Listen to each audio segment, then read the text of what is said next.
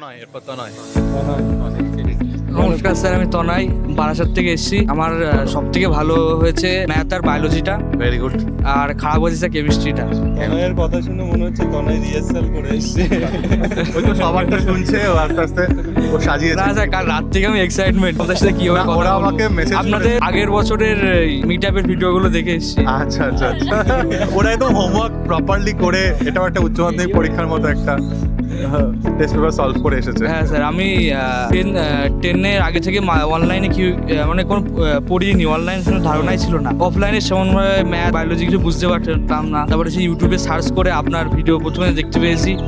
আপনি এত ভালো করে পড়ান, সেকেন্ড সেম থেকে আপনার ক্লাস দেখা শুরু করেছি। আর আপনার ক্লাস মানে আপনি এত সুন্দর করে বুঝিয়েছেন, তারপর থেকে আমি ম্যাথ বায়োলজি সায়েন্সের বিষয়গুলো ভালো করে বুঝতে পারছি। তারপরে শুনলাম আপনারা ব্যাচ লঞ্চ করছেন থার্ড সেমিস্টারে, এই ব্যাচে ইনভলভমেন্ট করলাম, 2.0 আগুন 2.0। তারপর থেকে তো আপনাদের সাথে ক্লাসে এমনি মোটামুটি অনলাইনে যেটা পড়ছো, মানে ধরো একটা হয় না যে এক স্যারকে সামনে থেকে দেখতে পাচ্ছি না, মানে তার ফলে কি কোনো অসুবিধা হয়েছে? না না সেরকম না, আপনাদের পুরো একদম অফলাইন ভাইবস। অফলাইন ভাই অফলাইন ভাই। আর মক টেস্ট যেগুলো দিতে উপকার পেয়েছো মক টেস্ট? হ্যাঁ, অনেক বেশি কেটে কুটে প্রশ্নগুলো করা হতো। বেশিরভাগ থার্ড সেমিস্টারটাই বেশি এফেক্টিভ হয়েছে।